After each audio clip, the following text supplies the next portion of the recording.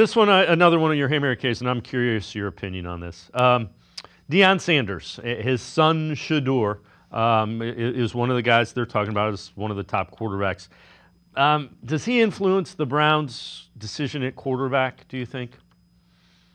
I think it has to be taken into account. What we don't know about Deion at this point is, does he have any reservations whatsoever about Shador coming to Cleveland? If he does, then they have to work through that. You can't ignore it because it will be part of the process. He has already said that he's going to intervene. So if he has any qualms, any questions about that whatsoever, it's just something that's going to have to be addressed and dealt with as soon as possible if it hasn't been already. And it probably has. I'm sure the Browns have been out to Colorado. I'm sure they've scouted Shador very, very thoroughly. I'm sure they've had some conversations already with Deion, and they'll probably have more as they go through this process. And if it's something where they determine that he has some kind of an issue with this, then they have to try to change his mind, I guess, if they want to draft Shador, because it's not going to be fun if you have the family and the entourage not on board with the plan.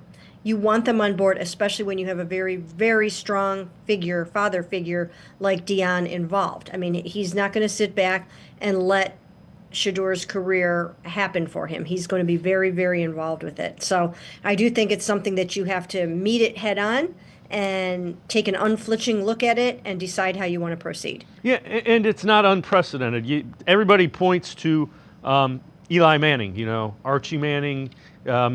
Kind of made that statement, and it forced the Chargers to trade Eli to the New York Giants. It turned out fine for the Chargers. They ended up with Phillip Rivers. There's another instance that people overlook a little bit with John Elway's father forced his way out of Indianapolis, Baltimore, the Colts. That one didn't work out as well for the Colts after getting rid of John Elway to the Denver Broncos.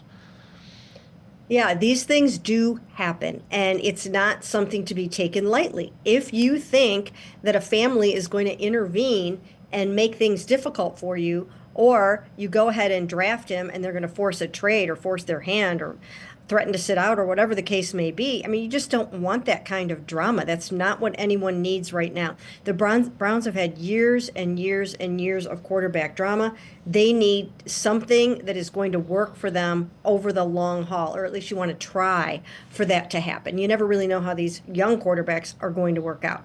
But you don't want to start out with just an insane situation. So they have to make sure it's not that. I'm not saying it is going to be that, but they just have to figure out how that's all going to go. And if Deion is, hey, fine, this is great, then proceed accordingly. But if not, manage it and meet it head on. Yeah, they're trying to solve the quarterback position, not create more problems within it.